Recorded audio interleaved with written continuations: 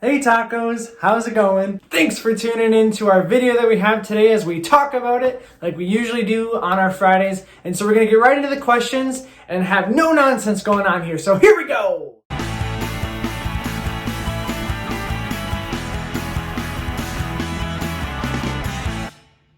All right, friends, the first question is still on the holiday hitch because we are in the season of Advent, as you likely know, because we've been talking about it all the time here in our devotions and on here. And we have another question that goes right along with it. And it is, Wade, what is your favorite holiday song? So I have a very specific answer for this. It is my favorite holiday song and has been for a few years now. And my favorite holiday song is the Mariah Carey's All I Want for Christmas Is You. But not by Mariah Carey, but by Michael Bublé. Yes, that's right, friends. The Michael Bublé All I Want for Christmas version is my favorite holiday song. And it can bring me in the holiday spirit at any time, any day, anywhere. You know what? I feel like it was a few weeks ago that we had the question of, it was in November, we had the question of, is it too early to listen to Christmas music or not? It was a this or that. And I said, yes, it was too early to listen to Christmas music. But you want to know what's funny about that? Literally right after I filmed that video, I listened to that song and it Put me in the Christmas mood. So friends, that's what that song can do for me.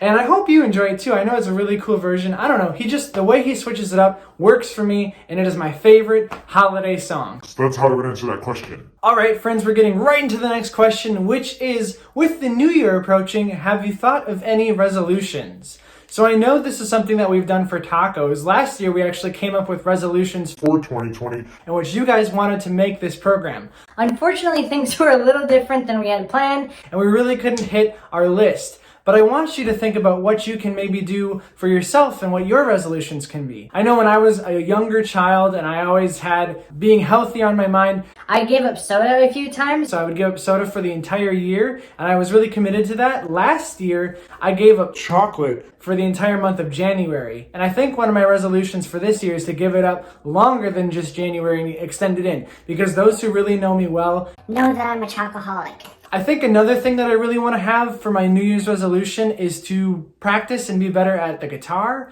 I want to be able to play more songs and get involved more with playing some harder chords that I'm not typically used to, because right now I can pretty much do the basic, G, C, and D kind of thing. It's not very deep. I can get an F if I really try, but I want to try to maybe hit some of those harder chords. So I think that's also going to be one of my New Year's resolutions. And I really haven't thought much about it because this year has been so crazy and we don't know what to expect in 2021. I really think my biggest New Year's resolution is going to go into 2021 with a fresh start and just feel out the year and figure out how I can best serve the people that I work with, how I can best serve you guys on this platform, and how we can create this program to be better. So that's what I'm looking forward to for the new year, and I hope you guys are thinking more on your resolutions too. And thanks for that question, because it's a really fun one to think about when we're trying to set goals for ourselves in the future. So that's how I would answer that one. Okay, friends, so now we're going to get into our two this or that questions for this week. The first one is kind of a fun one and has to do with the location in which we live here in the Midwest, and in particular, Wisconsin. And the question is, would you prefer to live here where we have all 4 seasons experienced, or would you prefer to live somewhere else where you don't really have to deal with any of the seasons except for kind of nice weather? Basically, do you like to have the snow or do you not like to have the snow?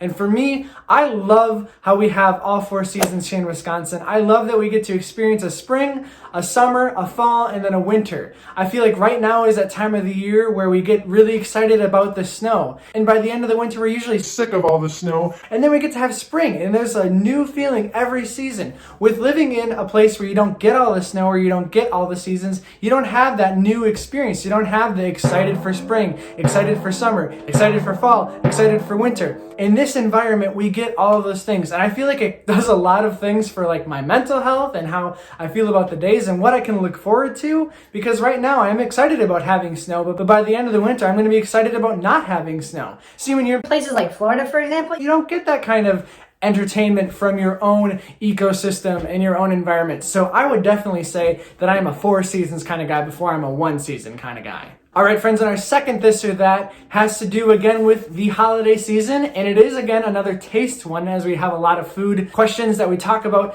when it comes to our this or that's, and it is, do you prefer peppermint flavored things or do you prefer gingerbread flavored things? So, For me, I'm not too keen on either one of these things. I really think peppermint can be rather strong. And when I was a lot younger, I never really liked gingerbread kind of things, but now I kind of do. I would say that I do like a good candy cane, which would be peppermint, but I also have really grown to like gingerbread type of cookies. So I'm really torn between which one to pick. I'm not too big on either one of them, and I don't want to say no to either one of them.